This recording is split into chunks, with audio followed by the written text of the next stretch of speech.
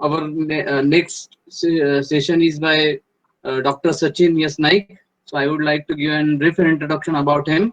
Dr. Sachin Naik is currently working as associate professor in the Department of Mechanical Engineering, VGTI Mumbai. He has done his masters and PhD in design engineering from IIT Bombay. He has near about 22 plus years of teaching experience, and he has published near about 20 plus research papers in reputed journals and conferences. His area of interest includes structural health monitoring, fracture mechanics, finite element analysis, dynamics, etc. With this brief introduction, I hand over session to Dr. Sachin Naik. Sir, please.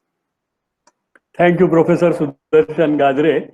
I must share with the participants that uh, uh, that I was thinking that I'll have to give my own introduction because I thought that I may not have to. It will not be good if I request Professor Gajre to give my introduction.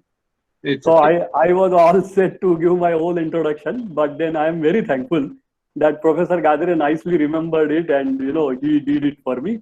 Thank you for your nice words. He has introduced you to introduce me to you, and after that, I thought that I must talk to you about some introduction, background, and uh, the basics of finite element method. So accordingly, I actually planned the title of the presentation to be Introduction, Background, and One-Dimensional Finite Element Method. Uh, in the introduction, uh, first of all, I wanted to see. Let me stop sharing for a moment. There is a problem. I'll share with you that problem. Participants are already sent invitations, and I am the host of the meeting. But participants are not logging in using their own invitation, or perhaps from the login ID on which the invitations are communicated, and because of which I have to keep admitting them. If I present my screen, I will not be able to admit these people whom I am admitting now. So until I finish my introduction, I will not project the screen of the computer so that I can keep them adding for some time initially. In the introduction, I thought that I'll tell you why I decided to go for a course like this. Partly I talked about this in the morning, and some of you have heard it. I'm going to repeat some of the things that I said in the morning. That product design is a very important issue, and it's a very time consuming process. Sometimes a product design cycle can last for several years, from several months to several years, and and therefore obviously when time required for a particular activity is more, you know that there are people working on it. Therefore the cost of working on that project goes on increasing. Without really starting your production, you are just thinking about the product and trying to make it perfect in every sense before you actually start the manufacturing of the product. So so if the cycle time goes down, you are going to immensely benefit from it because your production comes early and you spend less efforts and less investment is done in the product development activity, product design and development activity. So what I thought is, how finite element method can be shown to be useful for this activity in one or other sense, and that's why it was proposed that I will actually give a proposal for a course that will connect product design with finite element analysis. Finite element analysis is a tool, as you know, all of you have heard this word, some of you several hundred times. It's a very common word in today's time, and it has been largely possible because of the ease of availability of the digital computers to all of us today. Uh, if not to go very much, back in the history, I can tell you about my time when I was a, graduating student in the mid 90s. At that time, my institute had only totally 20 computers, and it was figure which was to be proud of. And all computers had black screen, and they were black and white. Only white words will come. And all I learned there is one small programming course in Fortran 77 at that time. And most of the time, 3, 4 of us would share one computer and do our programming. We learned there a little bit and saw at least what is a computer. But 15 years down the line, it became such a common thing that today our mobile has taken a shape, and the ability to work like a computer. And computer can be really held in a hand, and you can do all your computations, which were absolutely impossible 20 years ago. So this development in the technology of digital computing has immensely made finite element method popular. And although initially it was used by structure, I'll talk about that more specifically later.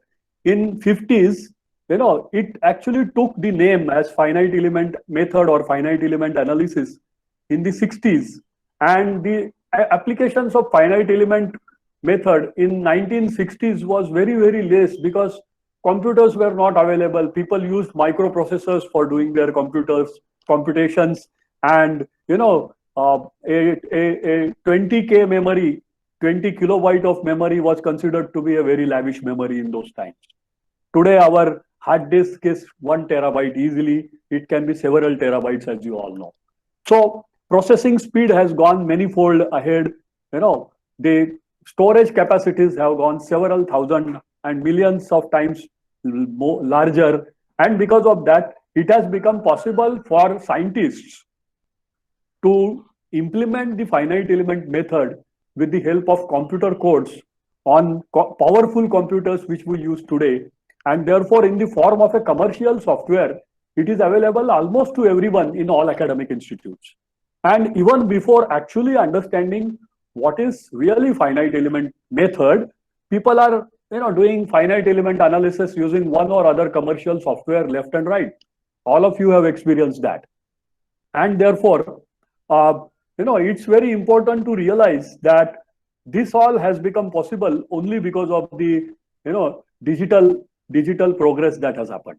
Okay, so the entire credit of making finite element popular is given to the advancements in the digital technology, which has made computers easily available at largely affordable prices. If not for all, for most of the people who are planning to take education or do some analysis. So my dear participants, I want to just tell you that as such, there is nothing new in the name finite element method or finite element analysis. All of you have heard about it at one or other place. And therefore, some of the discussion that each one of us in this course is going to make will be coinciding with whatever you have heard in the past. Therefore, you are requested to be patient and keep picking up only things that are useful for you so that, you grow. I don't say that senior people should not join for training program. In fact, I don't know whether you will believe it or not. After my 22 plus years of service, I continue to attend faculty development programs even today.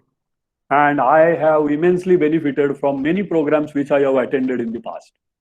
And I don't feel ashamed of attending the program at this age also. Okay, I am in 40s and I don't feel ashamed. In fact, I am proud. People sometimes get surprised to see, a middle-aged man like me in the training program, but I don't hesitate. And at times I have seen that several people who are more senior than me also join the training program. We are teachers and we have to continue to learn. Unless we update ourselves, we'll not be able to really, we will not be able to really be useful for our students. So keeping that only mandate in mind, I have decided to update my knowledge continuously as long as I am working, and that gives me enough motivation for attending training programs. But primarily, the training programs are aimed at training, mostly the new people. Okay, if the topic is, not very advanced topic, maybe beginners in the field of teaching, beginners in the field of doing some analysis, people with about less than 10 years of experience are generally 70-80% people are actually youngsters, and many of them may not have opportunity of listening to many things that are being taught, being discussed in a training program of this type, and therefore they are going to be the largest beneficiaries, as I have been when I was in that age group. Therefore, other senior people will be listening certain things repeatedly, similar to what they have heard before, or something that they know already. But then, they have to wait till whatever is, good for them is available, and there they have to pick up whatever small they get and get going with it. Because mostly when attend training programs with this amount of experience, you have to actually go there for getting the smaller detail, which generally the youngsters tend to miss, and therefore attending the training program is always beneficial. Okay, so please, some of you, if you have to hear whatever I am saying today is getting repeated, or in other people's presentation also some things are getting repeated or not directly related, you try to find out the connection and think whether the connection can be established in one or other sense. That's the sum and substance of looking at the thing with a objective with which the courses are thought of. So after this, I think many people have joined, and there has been no request to me, so I don't have to hopefully get joined anyone else now. So I'll go to my presentation and start discussion. Okay, so I'll make a full screen. Yeah, can you see the screen? Yes, sir. Yeah, so just a minute. So the title is Introduction, Background and 1D Finite Element Method.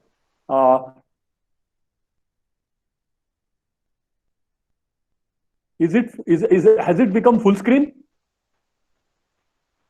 No, perhaps. No. Okay, I'll go back.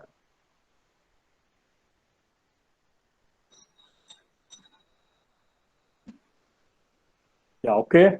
So let's get going. Yes, okay, thank you. So, the plot of my presentation, I'm going to discuss the following points during my presentation. The first one of them is the introduction.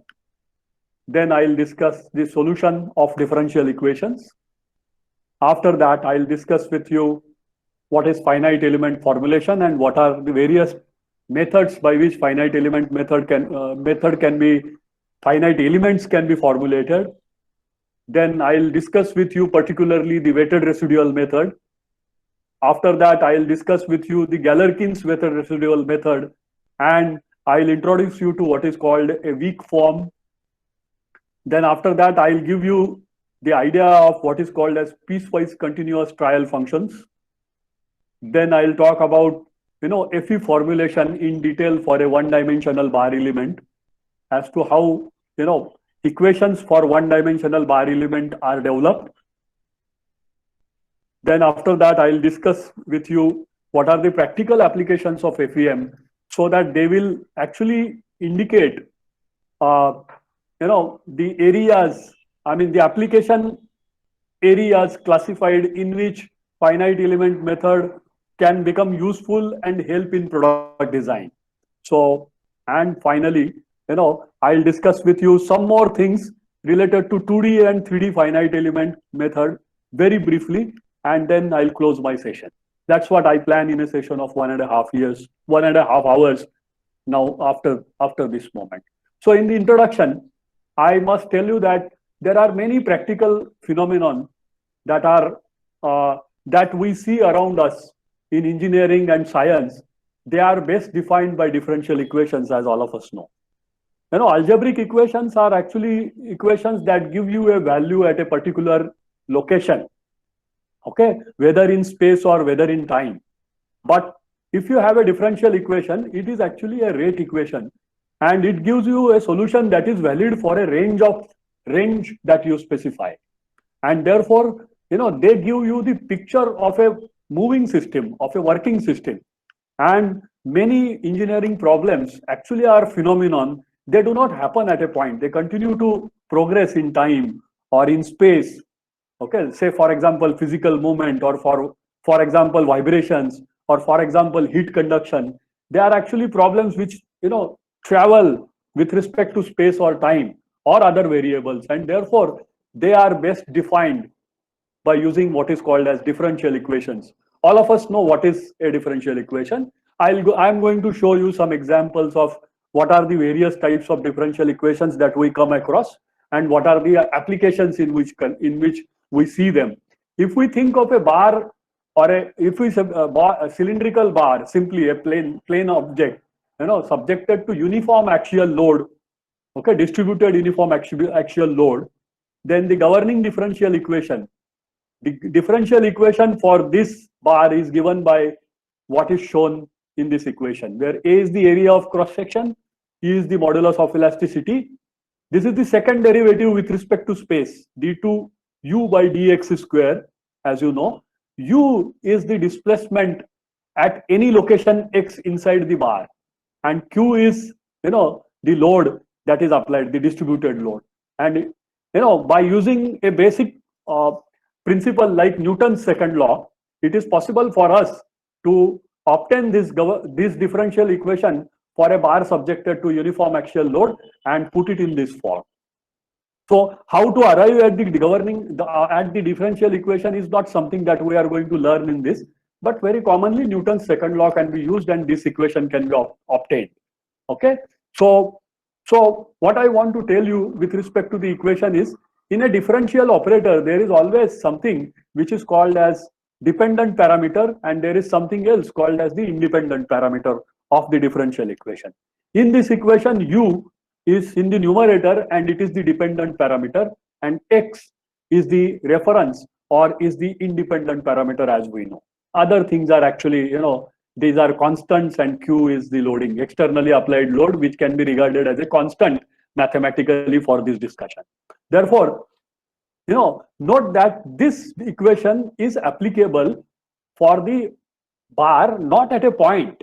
This equation, the usefulness of this equation is that because it is differential equation, it is going to be applicable over a range, or over the domain of the problem.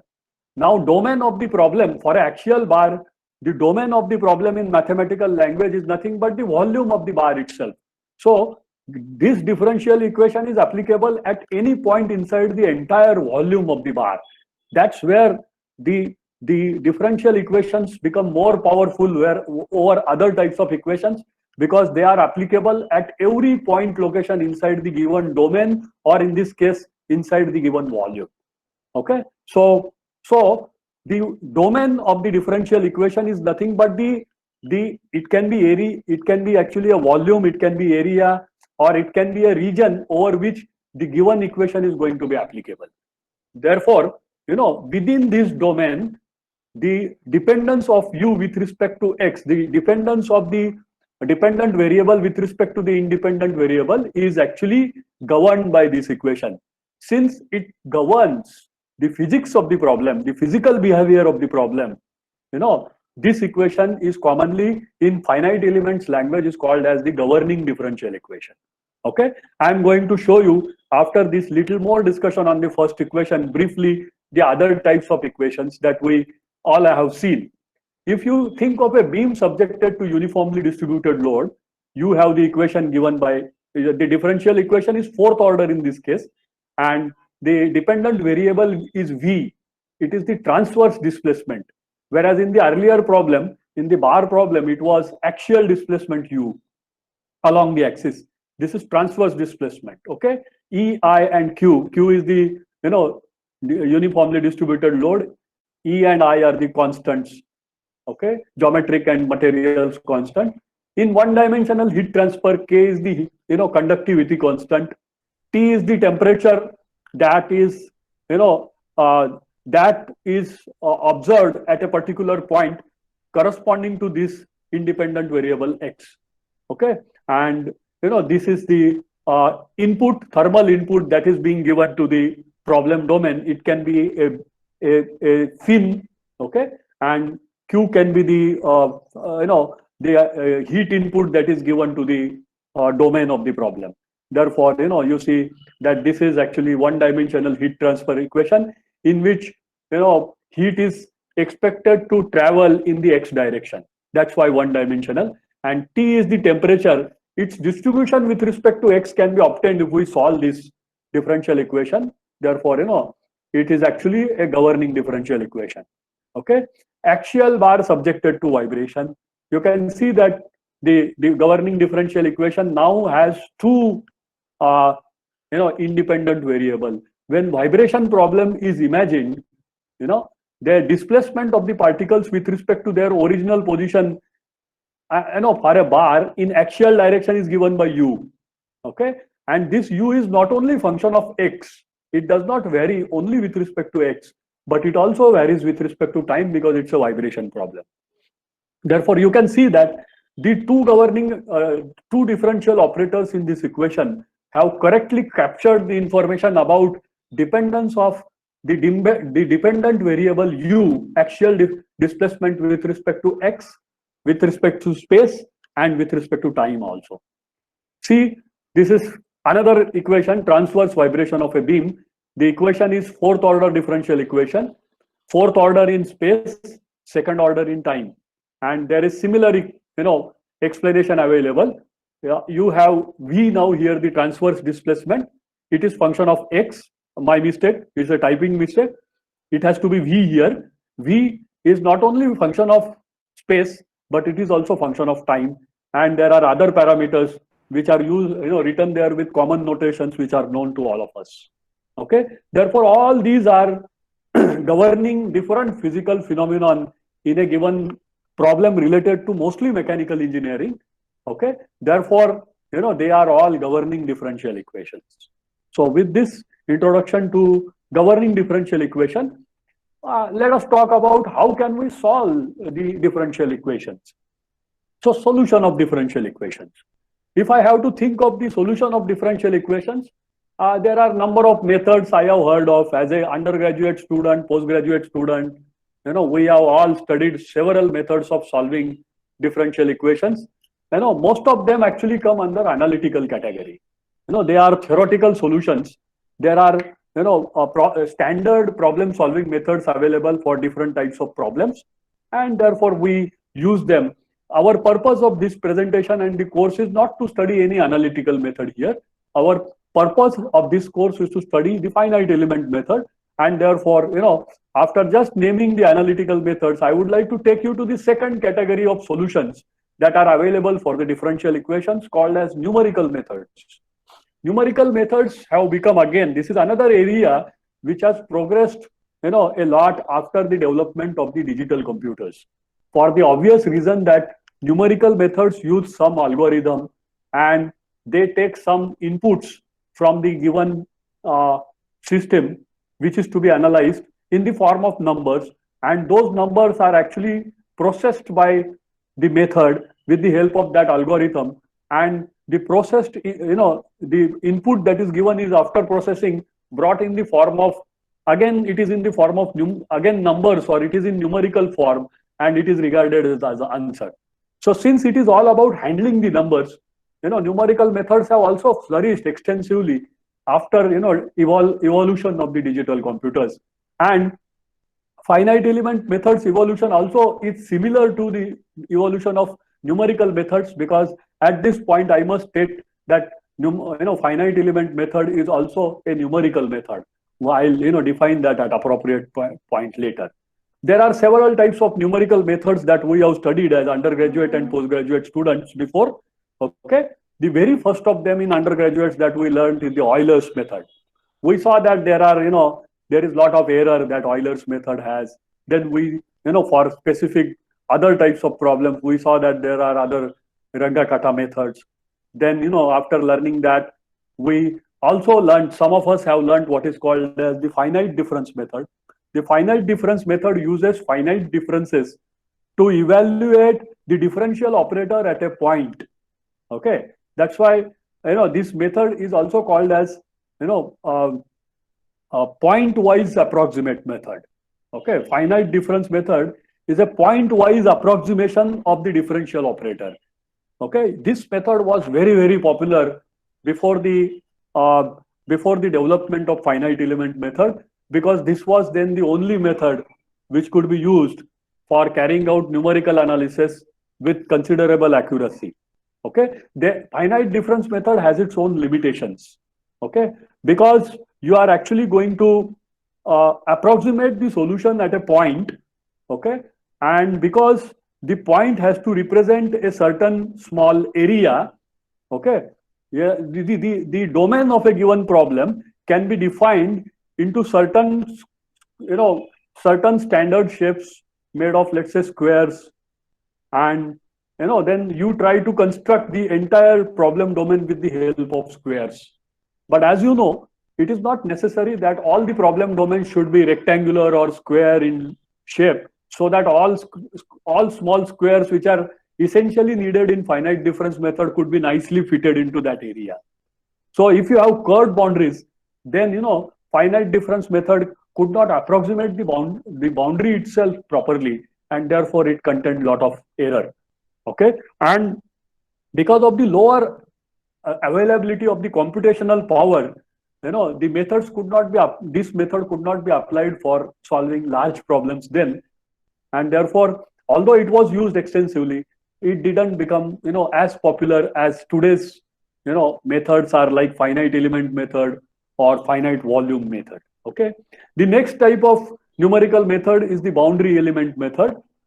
This method is similar to finite element method. I'll tell you the difference when I introduce you to certain things related to finite element method little later down the line. Okay, then next type of similar method is the finite volume method, which is very commonly used. This is also like finite element method or boundary element method, and both boundary element method as well as finite element method essentially derive the idea from finite difference method. Okay, so it's like finite volume, it's like finite element method only, and finite volume method is extensively used in CFD solvers, computational fluid mechanics solvers. Okay, and of course, last but not the least is the finite element method. In fact, if you see historically, it is, forget about this Eulers and Runge-Kutta methods, but then, finite difference method. After that, I should number finite element method. Then I should number, the boundary element method. Then I should lastly write the finite volume method. Okay, so finite, in other words, you have to understand that finite element method is an approximate numerical method for solution of the partial differential equations. Here I am writing partial differential equation taking into account the generality of the problem. If the problem is not multidimensional, if it is brought down to one dimensional, the partial differential equation will become an ordinary differential equation. Therefore, don't worry if you have seen some ordinary differential equation on the last slide that was shown. Okay, so in general, finite element method is an approximate numerical method for solution of the partial differential equations, which essentially describe, governing of a physical phenomenon very commonly in engineering practice. Okay, so we must know at least why this method is regarded as approximate. We of course understood why it is numerical, or you will realize little later that why it is numerical, and other thing is why it is approximate. That realization is very, very important, and that must happen. Essentially, in today's session, I am going to talk to you about the finite element method that happens behind the screen of your computer when you are using a commercial software. Okay, so these are the fundamentals of finite element method. We are sometimes very good at operating the software, but perhaps we do not appreciate what is happening behind the screen, and for this reason, without that appreciation, sometimes we may come across a problem which your software cannot handle, in which case you cannot help yourself. If you want to help yourself, it is not only essential to learn how the software works, but it is also essential to understand how the fundamental mathematics and the the processing happens behind the screen, so that if required tomorrow you will be able to write a small code, okay, or make some additions in the existing commercial software that you are using so that your problem is solved in the way you want it to solve and not the way the software is solving it for you. So it's very important to know what mathematics is hiding behind the software that you use. And I'm going to show you the glimpses of that in this session. So, I'm going to briefly run through the applications of finite element method without giving any explanation, so that we save our time and use it for good discussion. Okay. So the first application, the fields of applications of finite element method. The first application is civil or structural engineering. Obviously for making analysis of the structures, it can be used. Historically, finite element method was used in the aerospace industry first. Okay, so aerospace engineering, of course, because they use a lot of structures.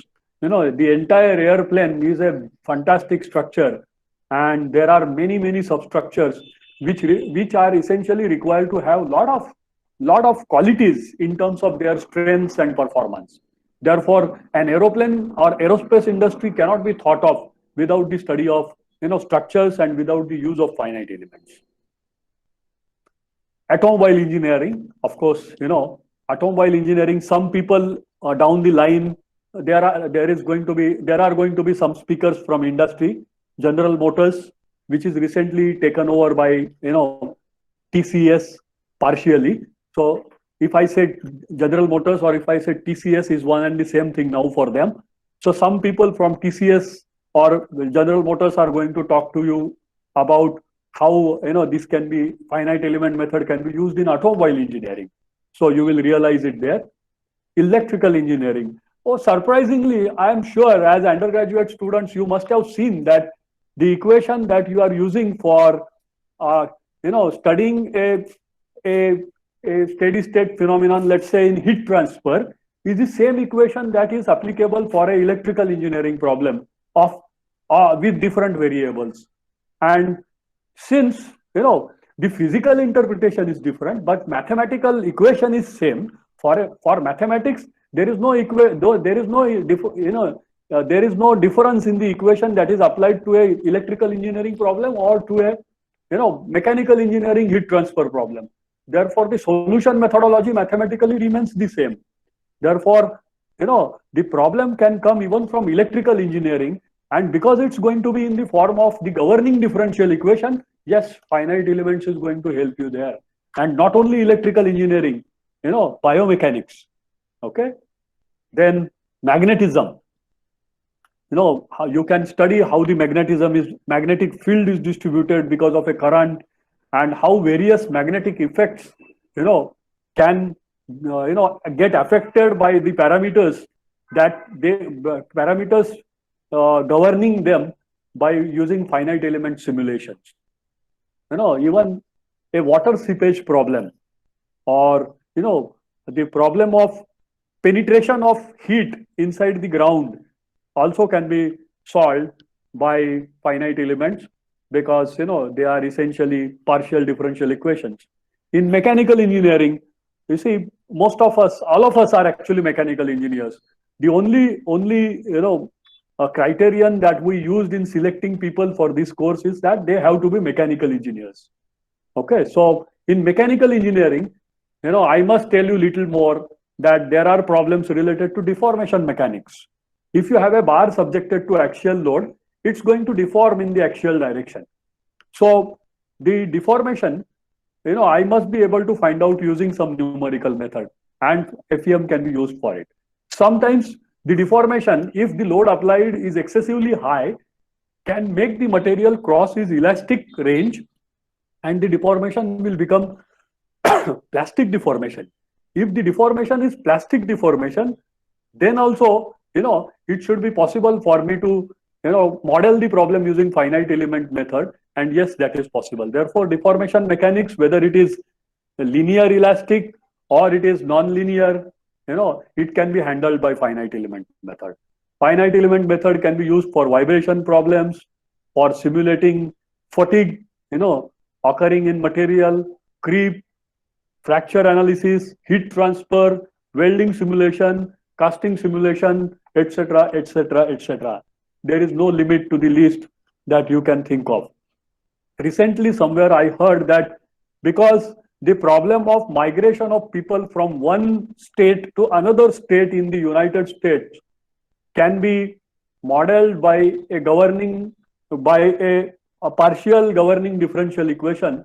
So they were trying to apply finite elements for studying the problem of migration of people from one area to another in the United States. So it just depends upon how you are looking at the situation, and whether the phenomenon or the situation can be explained with the help of partial differential equation is the matter. If the answer is yes, you may have to change the physical interpretations of the various things involved in that phenomenon.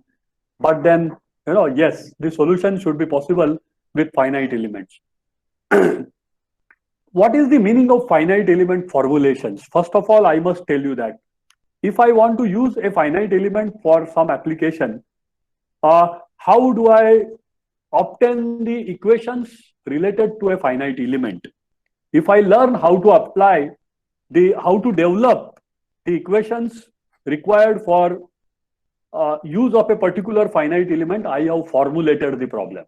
So when you begin with the formulation process, you begin with some simple idea and mathematics related to the phenomenon, and finally related to the element and its certain characteristics, and finally you arrive at its final equation, which can be used subsequently for solving the problem. That is called the formulation. And when you arrive at those equations, you have completed the formulation. So what are the methods that are possibly can be used for finite element formulations is something that I am going to briefly show you here. I must tell you, as I said earlier, originally finite element method was developed from the matrix method of structural analysis in aerospace industry. Okay. Civil engineers are aware of this method. The method uses relationship between stiffness, deformations, and the forces that are acting on a structure, and taking judgment of the stiffnesses and the forces.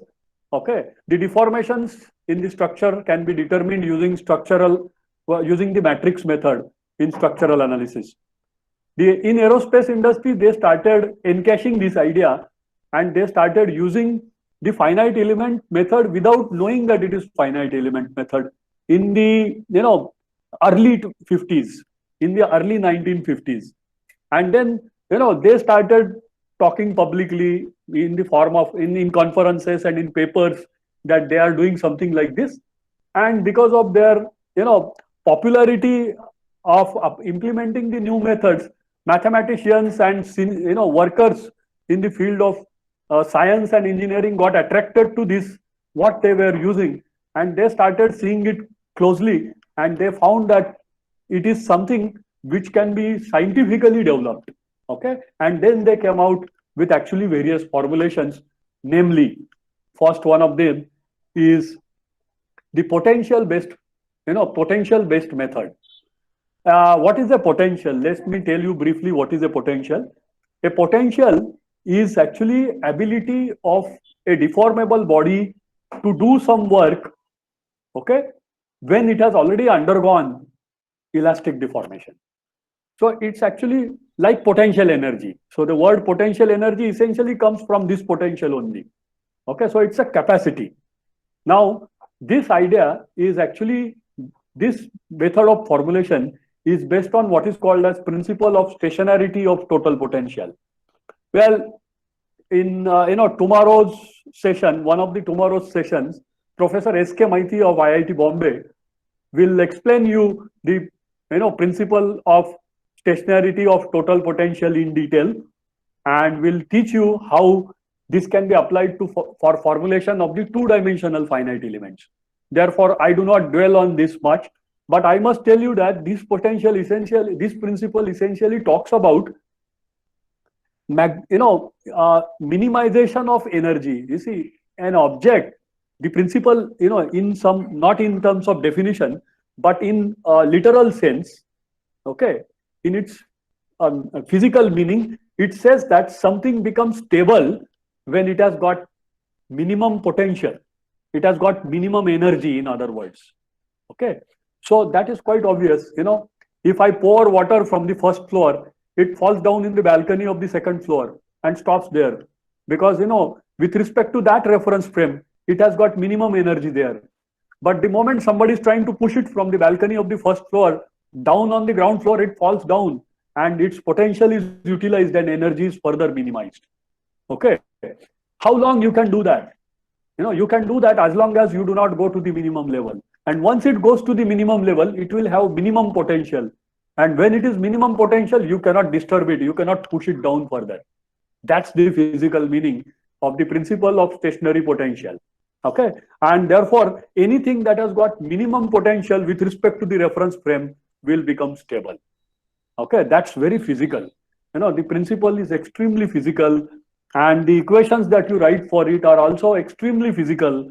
You write the equation for strain energy or potential energy due to deformation, and they are so meaningful physically. And then you handle the potential in specific way and arrive at the finite element equations using this particular type of formulation method, which Professor Maiti will explain you in tomorrow's session. So I don't talk much about it today. I'm going to talk to you about some other type of principle, other type of method called as Galerkin method. This method is actually older than even finite elements. The method was originally proposed in the in fact, in 1918 or something by a Russian scientist called Galerkin. And the method uses, weighted residual method as its core. It is just small modification in the weighted residual method. But because of that modification, this particular Galerkin method becomes, so easily applicable to formulations of finite elements that, it has occupied a separate section in all the books on finite elements, that this is one of the strongest method for, formulation of the finite elements. So in today's class, very purposefully, or purposely, I have decided to talk to you about Galerkin method, although the potential energy based method for one-dimensional problems is very easy to discuss. Okay, I have taken a different route because although Galerkin method is little more abstract, in terms of its mathematics, it's not very physical mathematics, but nevertheless, the mathematics is not very difficult also to understand. And the backbone of this method is the weighted residual method, which I'll explain you step by step, okay, so that you all follow it. And then I'll show you what is the Galerkin's modification, and then I'll also show you how the 1D finite element problem can be formulated using the Galerkin method. Okay, so let's go to the third type of formulation method which can be used. The principle of virtual work-based methods. They say unlike potential energy or potential based methods and Galerkin method, virtual work method is actually applicable to most of the solid mechanics problem. That is the limitation of this method, because work done is generally something that happens very nicely and in a very explainable form in mechanical engineering. It doesn't become so in other fields of engineering and science. I am hearing some beeps and some people are requesting me to join. Can I take a break and ask get them joined? Professor Gadre, or should I continue? I think I'll continue. Okay, so the virtual work principle is something that we learn, all of us have learned in first year engineering, in engineering mechanics, and it is the same principle. These methods have some limitation that they can be used only for the solid mechanics problems. Therefore, their application is limited to only mechanical engineers. Okay, but it provides you a valid method of going about for formulating a finite element. So after this, I'll go to the weighted residual method. Can somebody give me a feedback that we are still online? Yes, sir. Good. Thank you. Because I am seeing my full screen, I cannot see anything else, including time, and therefore I had to depend on your response about whether we are online or not, or whether there is any problem. Okay. So good. This is now, the discussion about weighted residual method. I say some of you may have heard about it, and if you have not heard about it before, please listen carefully. It's something very, very useful, and it forms the whole basis of the weighted, the Galerkin formulation. I must tell you that Galerkin formulation is regarded as, although abstract mathematics is involved, is regarded as one of the most versatile methods of formulation of finite element problems. Okay. Of course, potential energy approach also is equally good, but those who do not understand mechanics, for them, the mechanics that we study in our undergraduate course, those who do not understand that, for them it becomes difficult to appreciate the first method, which is potential based method. So they prefer the weighted residual method. So let's see what is a weighted residual method. See, as of now, we have not started talking about finite element method. Please come out of the complex that we are learning finite element method as such at this moment. We are not learning finite element method. In fact, we are learning age-old, maybe more than a century-old weighted residual method.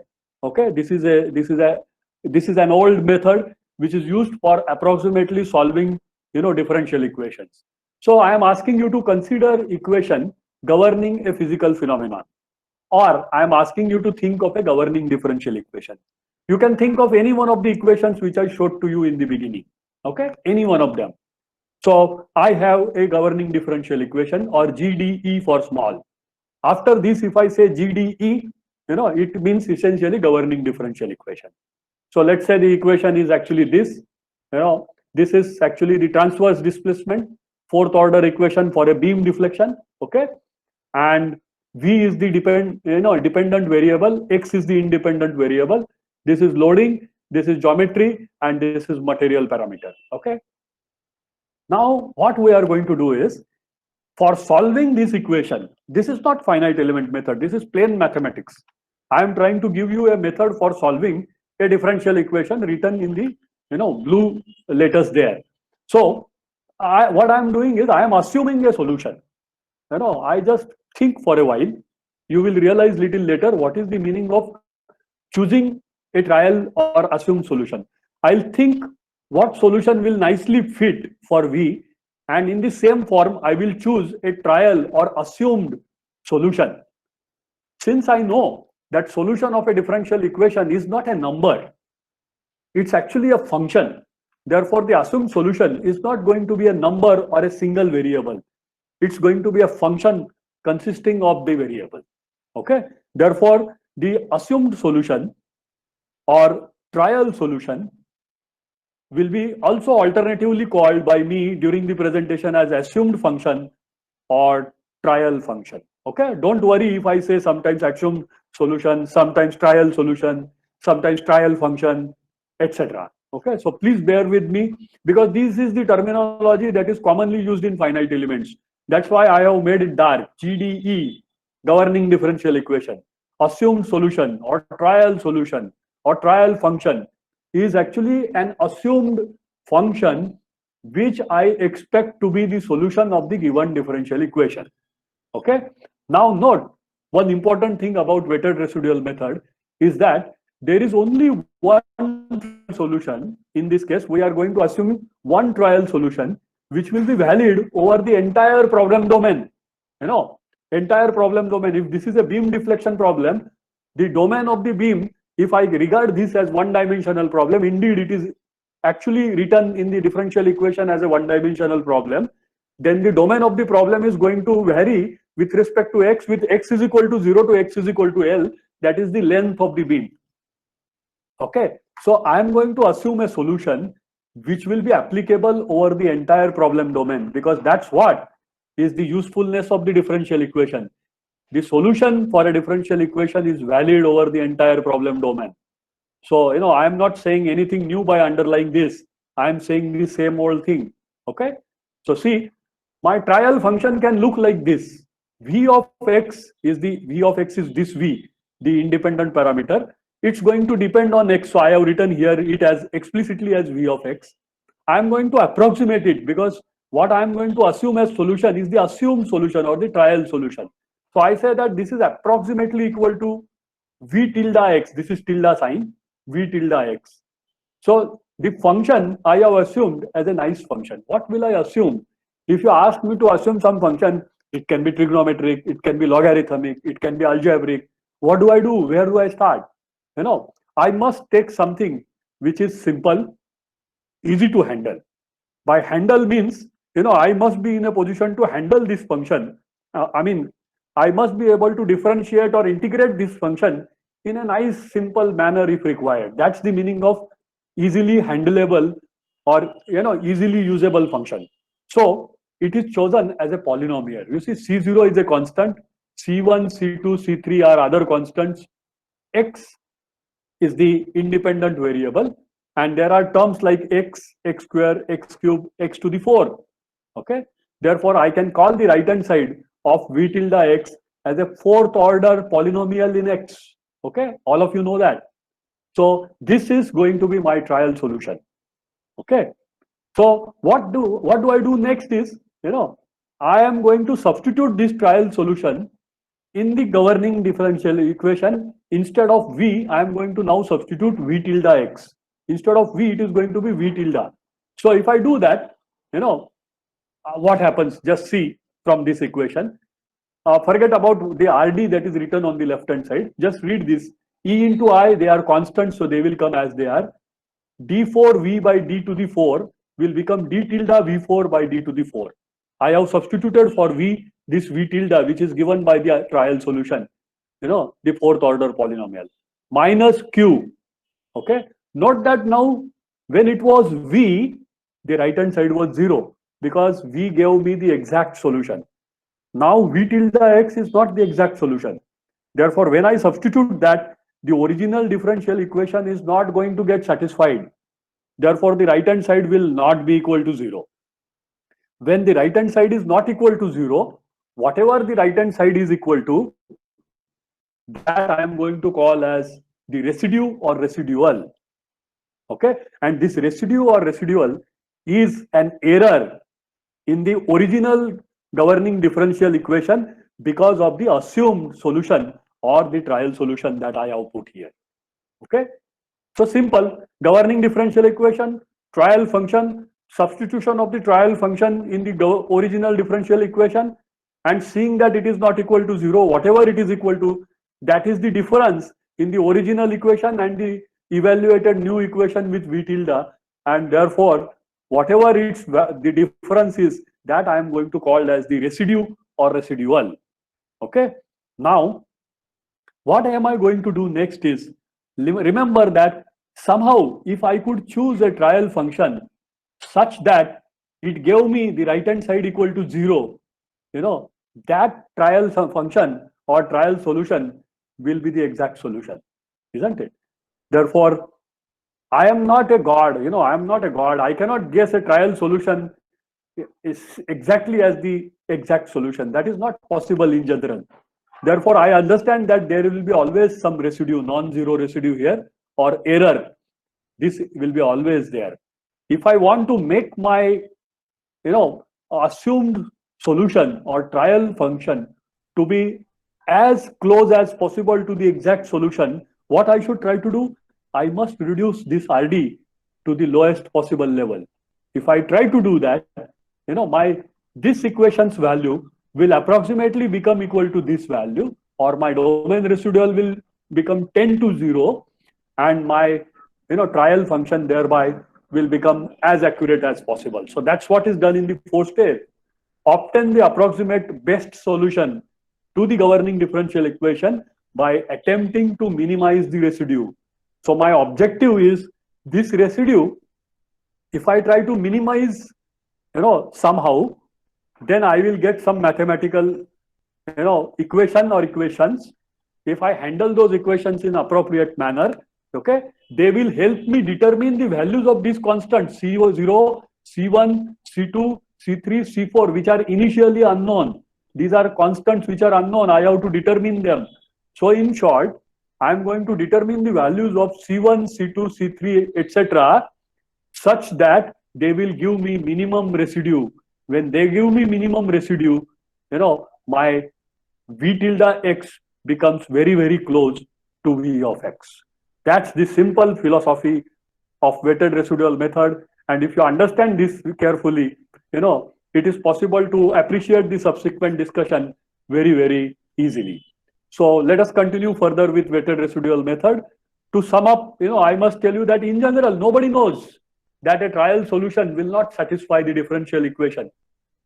I'm sorry. In general, the trial function, nobody can predict in a way that it will exactly satisfy the differential equation. I said that. And a differential equation, when it is applicable over a domain, it always requires boundary conditions, for its complete definition. Although I didn't show it to them when I, showed some differential equations in the beginning. So it has to satisfy the boundary conditions also, right? So in such a case, the error in the solution is due to domain residual and boundary residual. Well, I must tell you little elaborately that when the differential equation is not satisfied, whatever is the error in the solution is called as the domain residual. And if the boundary conditions are not satisfied by the assumed solution, then there exists error in the form of boundary residual, or the residual is due to the boundary mismatch, and therefore such a residual is called as the boundary residual. Okay, so there are two types of residues or residual: domain residual and boundary residual. In finite element method, read carefully, listen carefully, I am reading this. In finite element method, we choose trial functions that satisfy the boundary conditions of the governing differential equations completely. Okay, so the boundary residual of the problem becomes 0, and there is only domain residual present. So error in the solution obtained consists of the domain residual only.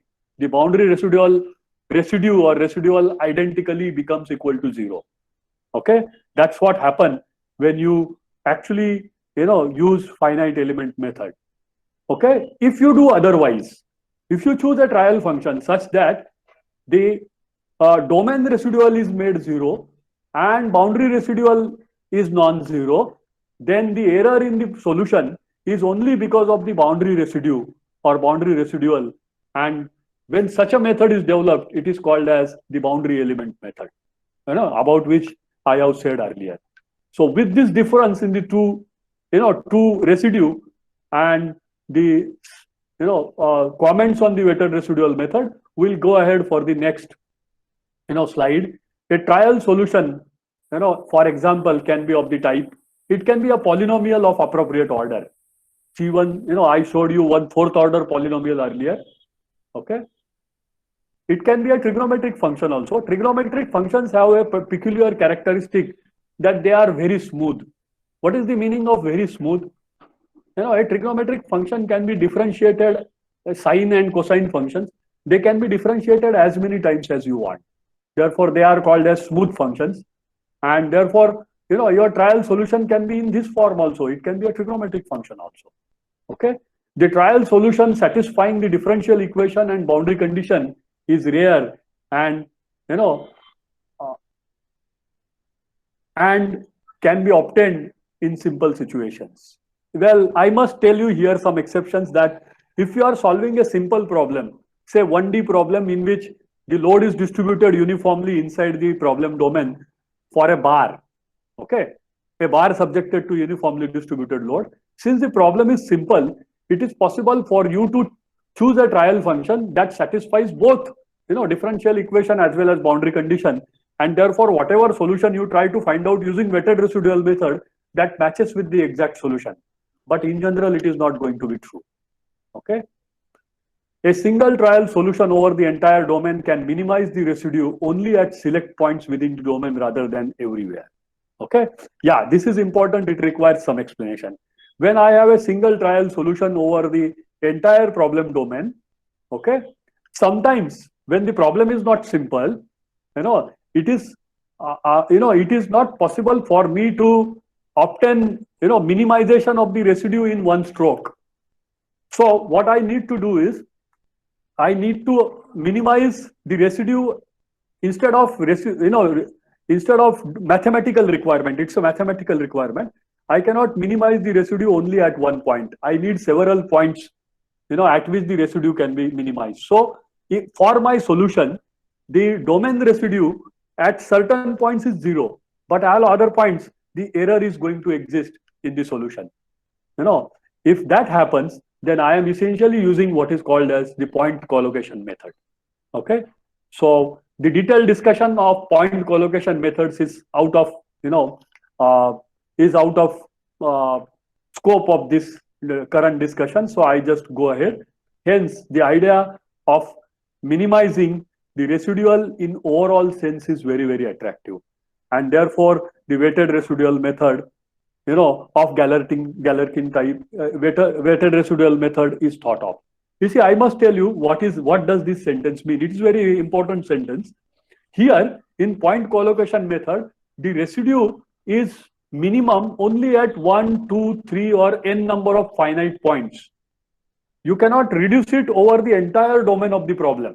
Say, for example, if the problem domain is length from 0 to L, then you can reduce the residue to 0 at, let's say, L by 4, L by 2, 3L by 4, and at, let's say, L at 4 points or 3 points inside the domain.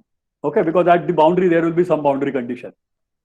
But you cannot, at all other points between these 3 points, the error in the solution will be there, and you cannot actually think of minimizing the residue uniformly over the entire, length from 0 to L. That's why the idea of minimizing the residual in overall sense, is going to be very, very attractive idea, and that's what forms the basis of what is called as weighted residual method. Okay, so in weighted residual method, particularly the Galerkin's weighted residual method, an additional term is used called as the weight, and I'm going to show you how it comes into picture. So consider a governing differential equation. Choose a trial solution as before, valued over the entire domain again. I'm saying that. Okay. Substitute it in the governing differential equation to calculate the residual. After that, you choose the weighting function, same as the trial function themselves. This is what is Galerkin's contribution. If you ask me in words, Galerkin had just said, in the weighted residual method, he had just said that you take the weights same as the trial functions itself. When you do that, it becomes actually Galerkin's weighted residual method, because this has largely solved the problem of formulation of all the types of finite element methods. And therefore, Galerkin's finite element method comes in very handy in formulation of various types of finite elements rather than the original residue methods that we talked of. Then obtain the solution to the governing differential equation by attempting to minimize the residue over the entire domain. Okay, so what we are going to do next is obtain the solution to the governing differential equation by attempting to minimize the residue. You are trying to minimize the residual over the entire domain. Okay, so that's called the general weighted residual method, or the statement of that method is called as the general weighted residual statement. The trial function, which is in the form of a polynomial, can be written in general like this. Ci, Ni's, are actually like C1 x1, C1 x square, C2 x cube, and so on. Their summation over 1 to n, depending upon the order.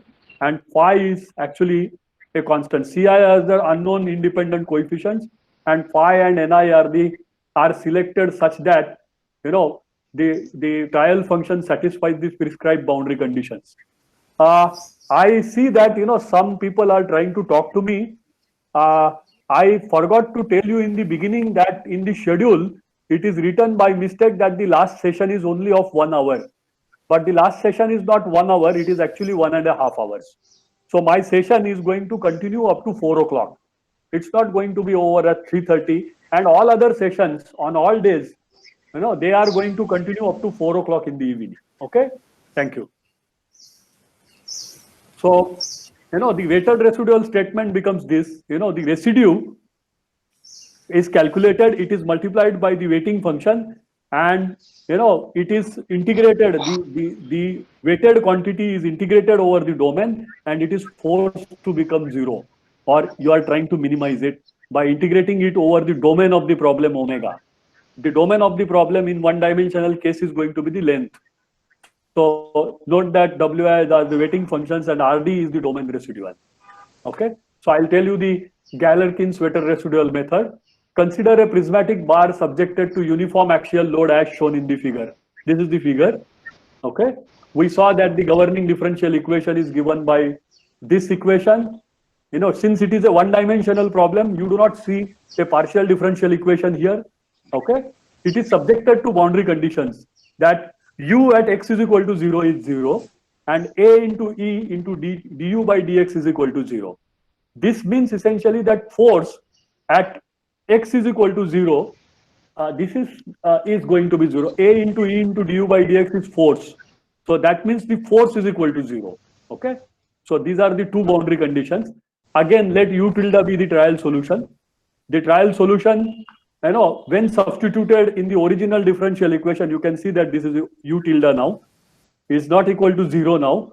It's equal to the domain residual. Okay. Let w of x be the weighting function. Therefore, the weighted residual statement will become this. You see, w of x multiplied by the Rd integrated over the domain omega, which is equal to 0 to L in this case, must be equal to 0. So this integral is going to provide you the equation which when solved will give you the solution to the differential equation in approximate manner. Okay, because in general this residue cannot be minimized to 0. Okay, but it can be made minimum. Minimum need not necessarily mean 0. Okay, therefore the solution in general will remain approximate and it cannot be an exact solution. Okay, so if you perform some simple manipulation, the equation can be written in this form. Okay, and now the second equation you can actually solve. The first term of the second equation you can solve by integration by parts. If you do that, you get this. When you do the integration by parts, okay, you get equation number 2.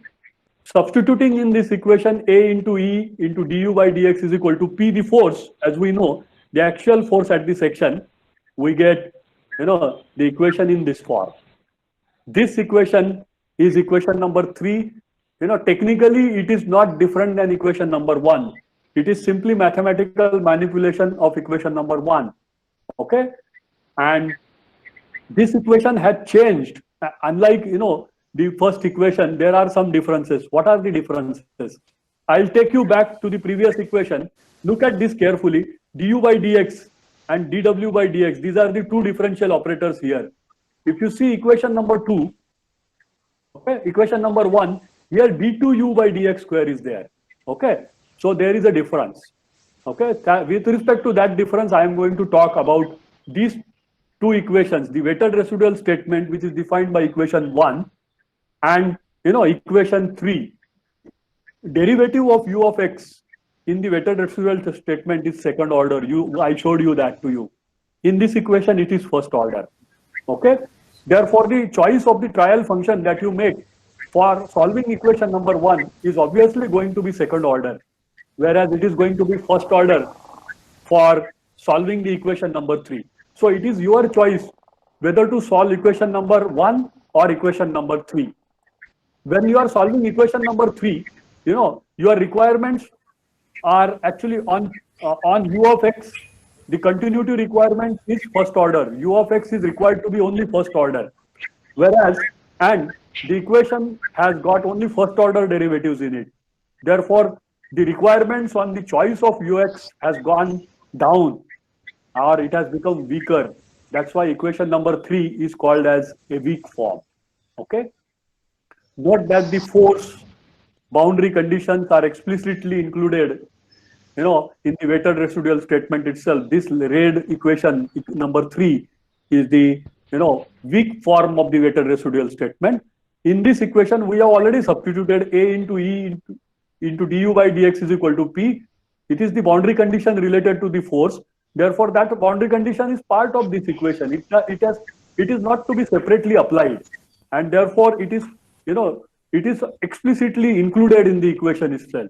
So this equation has to satisfy only the displacement boundary condition, that is u of 0 is equal to 0. Okay, that's what it means. Now, what is piecewise trial function? All this while we have talked of assuming a single trial function. See, so far we saw that trial function assumed over the is valid or are valid over the entire domain.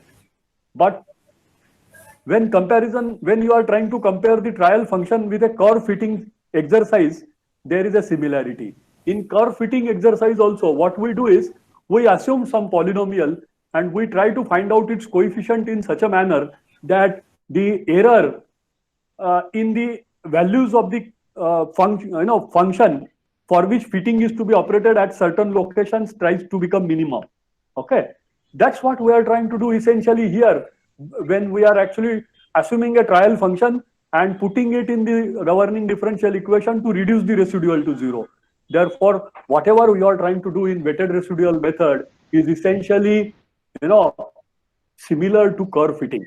And if curve fitting is to be done, curve fitting can be best done with more number of pieces and not with just one piece of the function. Okay, that's the basis of curve fitting.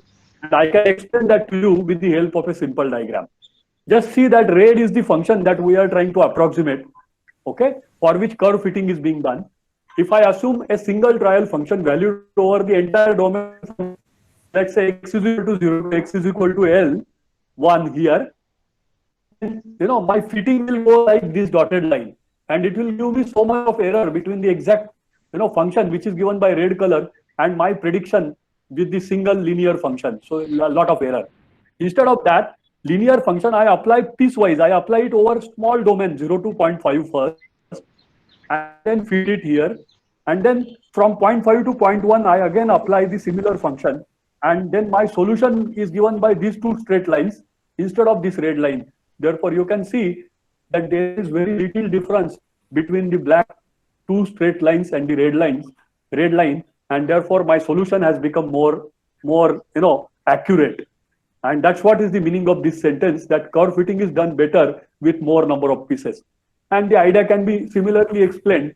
Instead of making 2 pieces, if I made 4 pieces, and applied the linear function over these 4 pieces of the domain, the solution has become more and more close, and the error has reduced very considerably in certain areas.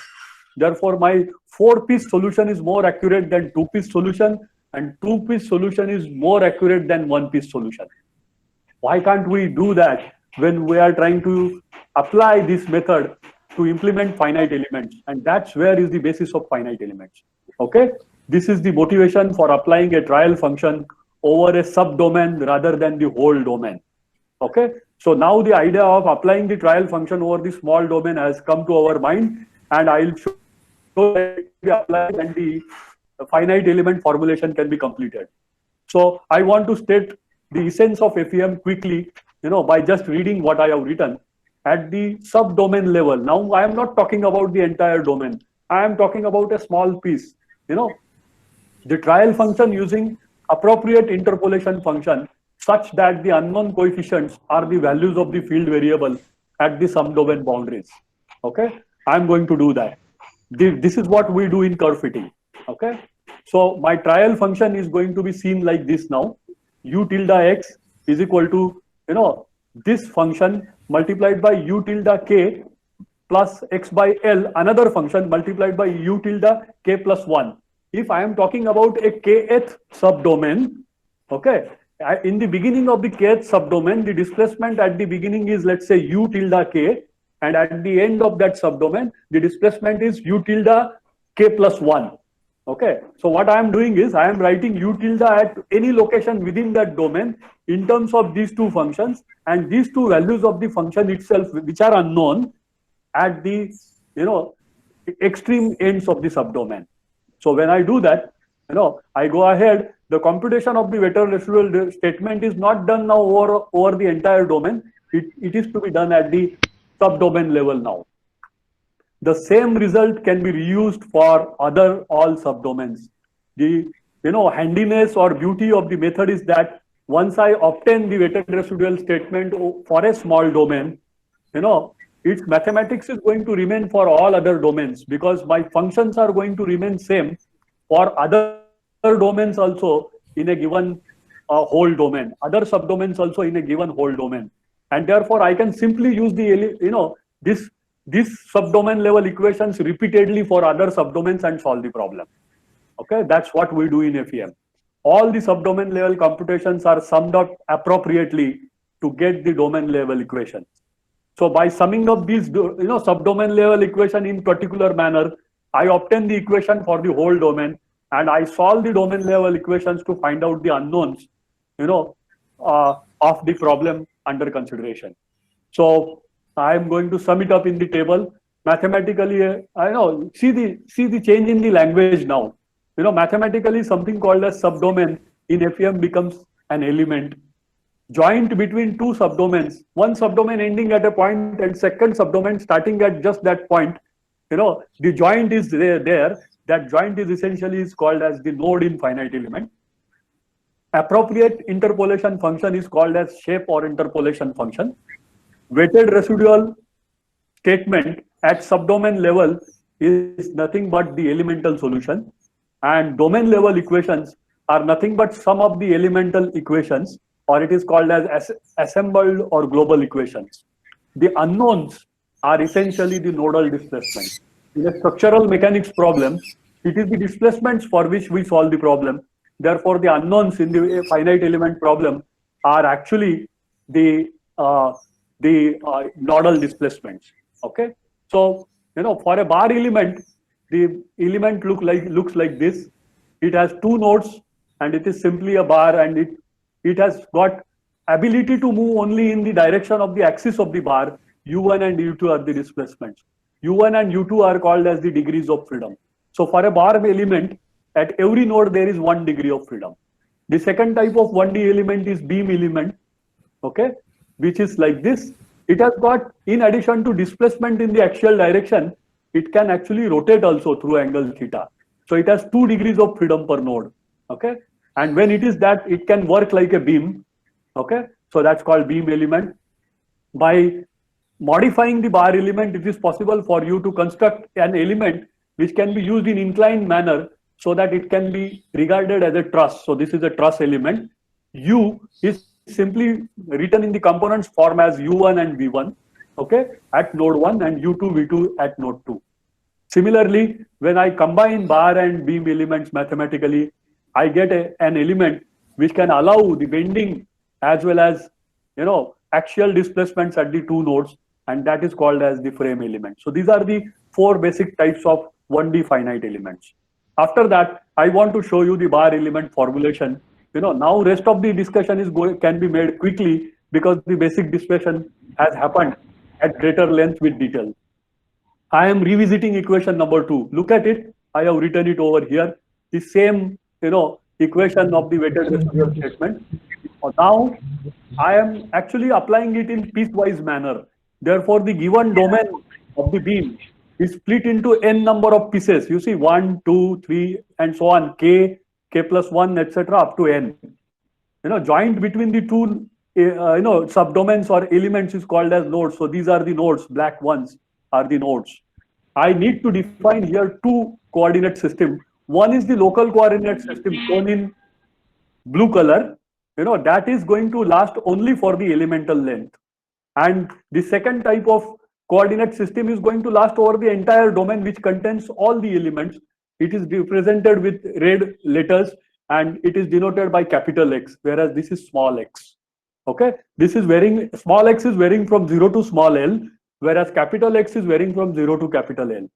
So I have to make modifications now. The weak form of equation number 2 in global coordinates can now be written as, you see. Now I am trying to write it the weak form I am trying to write now in global coordinates. This x was x for the earlier system. Do not get confused with this small x. Okay, so this small x I am replacing with capital X so that it represents the equation in the global coordinates. Okay, or I can just mathematically rewrite it like this by changing side of the first term. Okay, then I continue the n subdomain level equations. Yeah, n subdomain equations in global coordinates is simply summation over k. K is the number of elements. K is going to vary from 1 to n. And it is the same equation written now on local integration is performed on now domain. You see 0 to small l. And the x has become now small x because of the local coordinate system. So the at you are doing the calculation at subdomain level and you are summing it up over all the elements. Okay. When you sum it up, it becomes the global statement over the entire domain.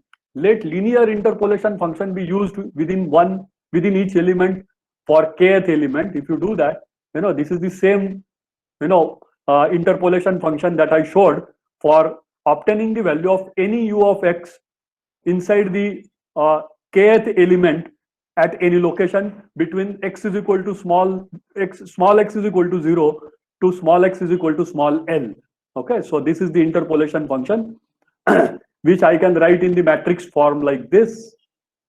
Okay, where n can be written as a row matrix. Okay, in which first term is this, second term is this, and u of k is a vector.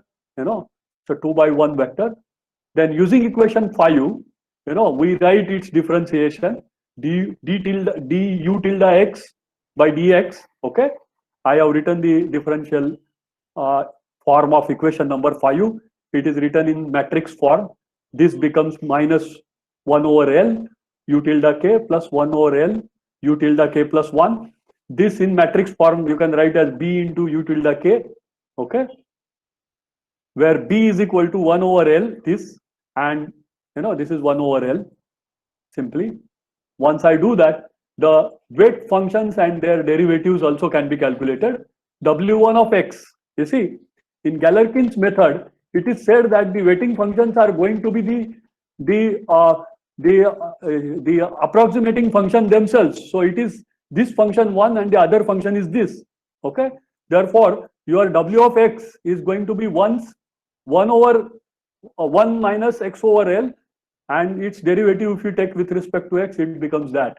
The second weighting function is going to be x over L and its derivative is going to be that.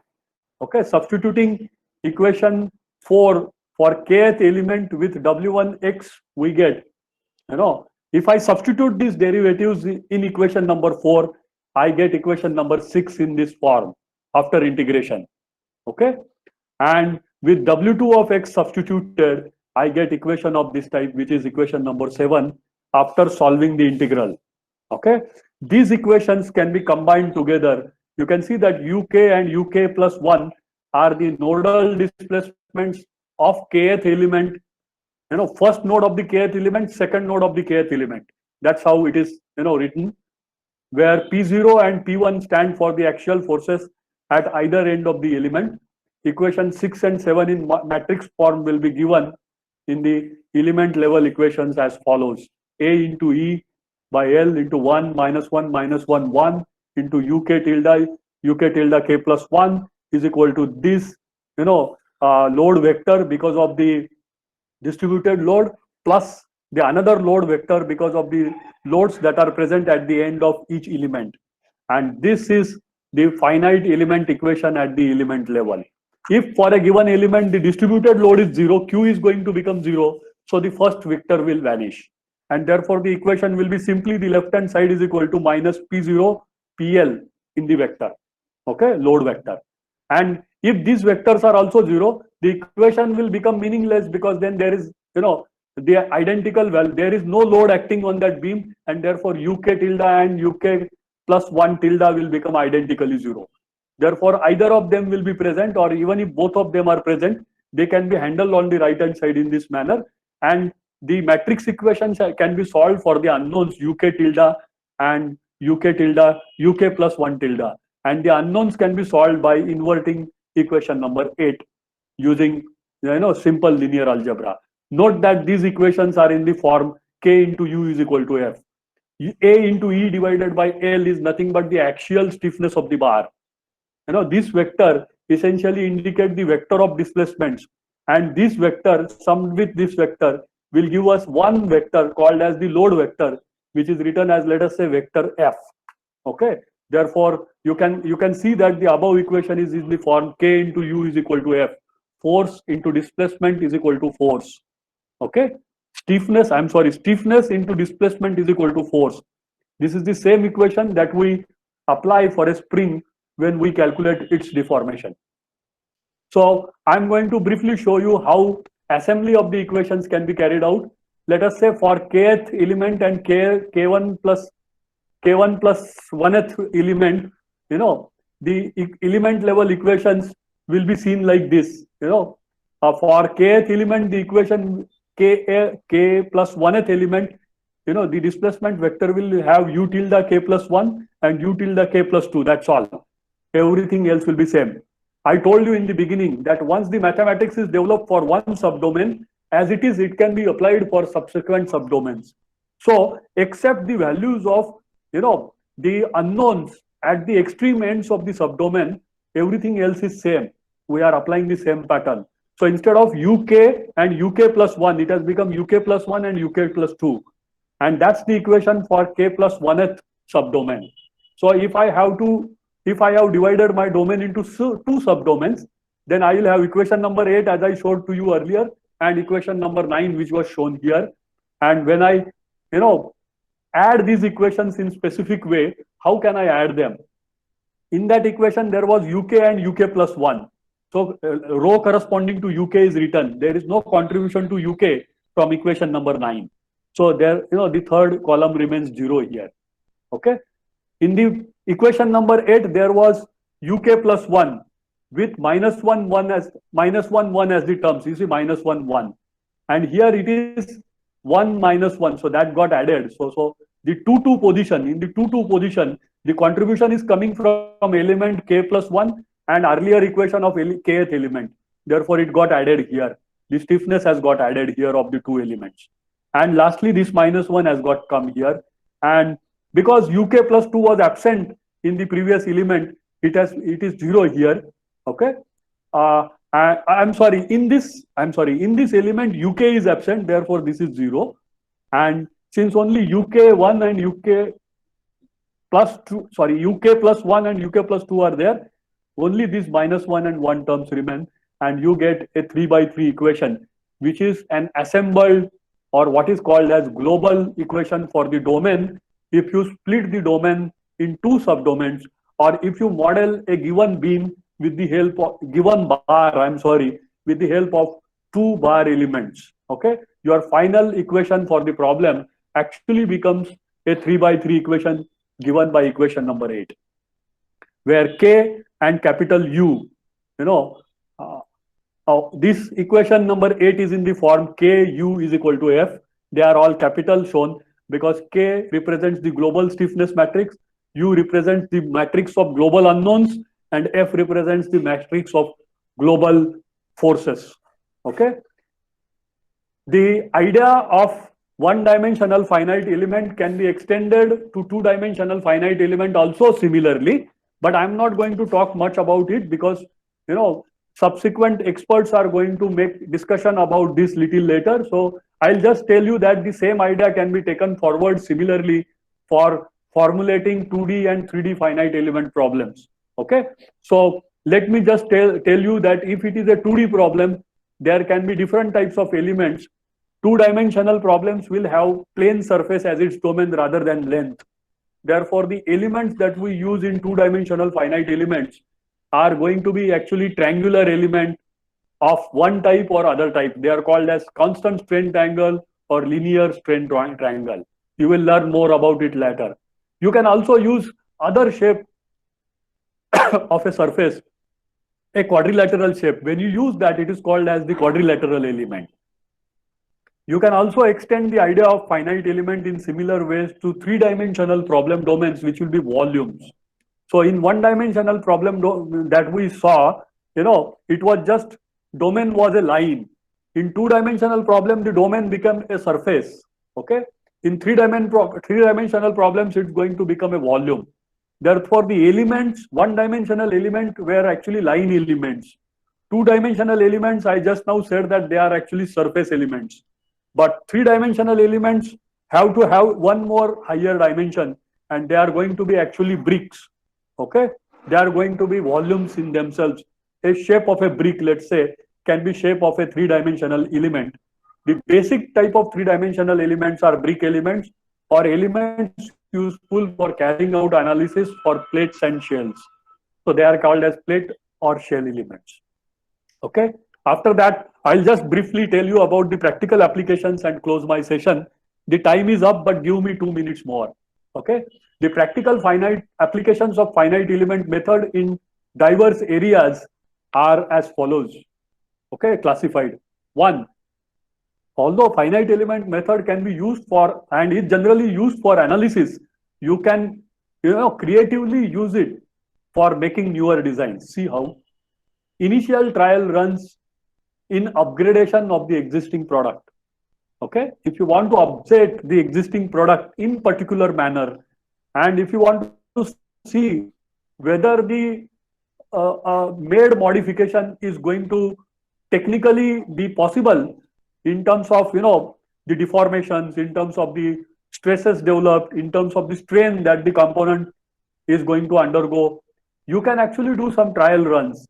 And by doing these trial runs, you can develop a confidence that will actually take you to a level where you can say that if an upgradation of this type is done, a new design can be successfully made.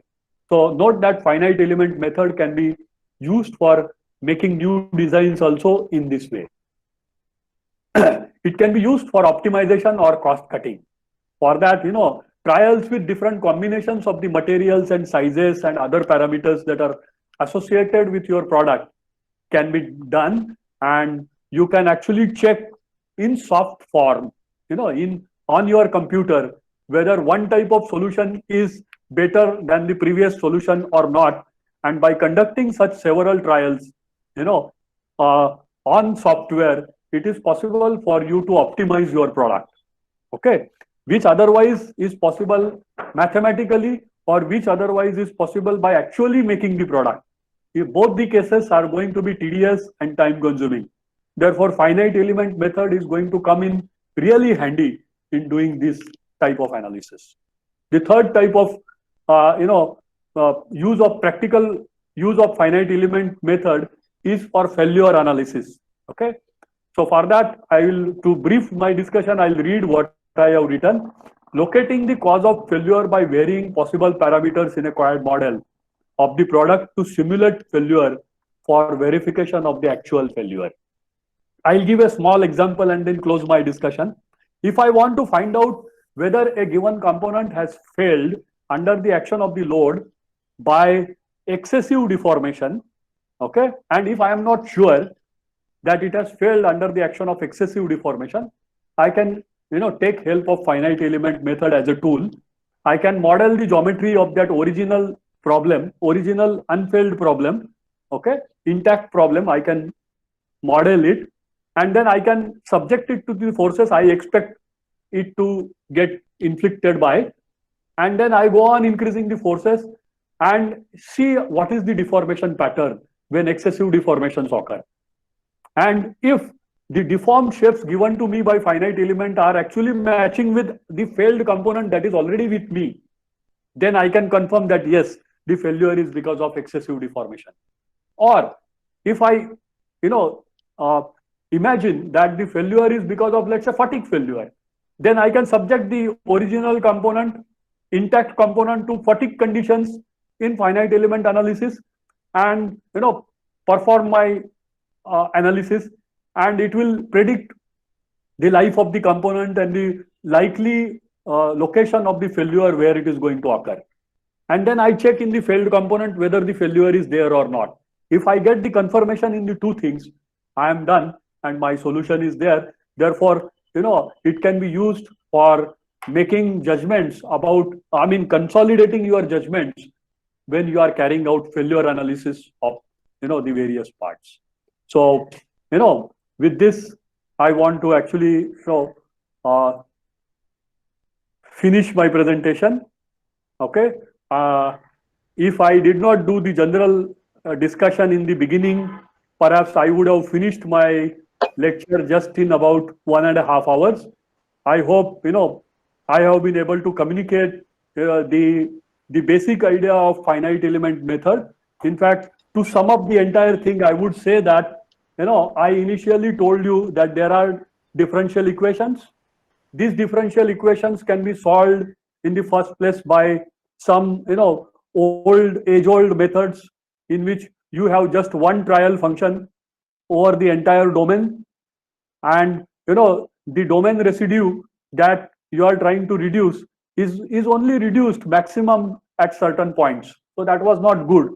So Galerkin came in and he said that no, the domain can be actually the residue can be reduced in overall sense. Therefore, we modified the residue method statement to weighted residual statements in which the weights were the shape functions themselves. And then we wrote the statement and we tried to actually minimize the domain residual in overall sense. And once we did it, we saw that our solution accuracy became better. But little later, I understood that the error can be further reduced. Instead of applying the approximate solution on the entire domain, if I apply it on subdomain or small piece, and that idea actually formed the basis of the finite element method. And then using that idea, I developed the element level equation, which can be applied as a template on several subdomains of the same problem, and I can assemble them in appropriate logical way and develop equations at the domain level, and solving the equations at domain level will give me the answer of the field variable or unknown displacements in a structural mechanics problem. And this is how a problem of finding out displacements using finite element methodology for a differential equation for a given problem can be actually carried out. Okay, so somebody has written that can you share the presentation? Yes, I'll share the copy of the presentation, and I must announce here that the recording of all the sessions will be available on the AICTE website. So if some of your friends have not been able to join, or for whatever reason they could not apply, they will be in a position to watch these videos later also. You can play them when you are learning, trying to seriously learn. You may not learn whatever you have heard in 1.5 hours in 1.5 hours. So you can slowly run it, stop it, and learn the whole thing as per your rate of understanding. And then you can, revisit the videos and, see that you follow them carefully. So this is what happens behind the screen when you are trying to do 1D finite element analysis using your software, commercial software that is run by your computer. So with this discussion on one-dimensional finite element analysis, I thank you all for your patient listening. Although I have taken little more time, I hope the discussion was useful and it will be helpful for you in one or other way. Thank you very much. Professor Gadare, you are going to make some closure? Sir, I think there is one question. Yeah, okay. Trial solution that we have assumed, what should be its degree? How the degree should be selected? Yeah, very good. I must answer this question. Yes, very nice question actually. Not because it is a difficult question as Professor Sadekar said in the morning, but it's indeed a very good question. I thought somebody will ask it, so I did not intentionally talk about it. Note that if the governing differential equation is second order, and if in the second order differential equation, if I have to substitute the approximate solution, okay, and evaluate it, the solution should be such that the assumed trial solution should be such that it doesn't become meaningless after two differentiations. Okay, therefore it must be at least twice as much differentiable. Therefore, if you have a second order differential equation, you must have the trial solution of a polynomial, let us say, as a trial solution, which must be differentiable at least twice, so of second order. I hope I have answered your question. Is there any other question, sir? No, sir. There's only one question. So, I thank you all for your patient listening. And, let me announce the end of the day. Our first day is over. We are going to meet tomorrow exactly at 9:30 a.m. Today, just some small introduction was given about the institute. So we requested you to come 5 minutes in advance. But tomorrow, we are going to start directly with the session of the expert in the morning from IIT RAM Ahmedabad on product design, which is going to be another interesting session on product design. So I request all the participants to join tomorrow at 9:20 and be ready for receiving the instruction sharp at 9:30 in the morning. Thank you very much, and we'll meet tomorrow. Thanks a lot.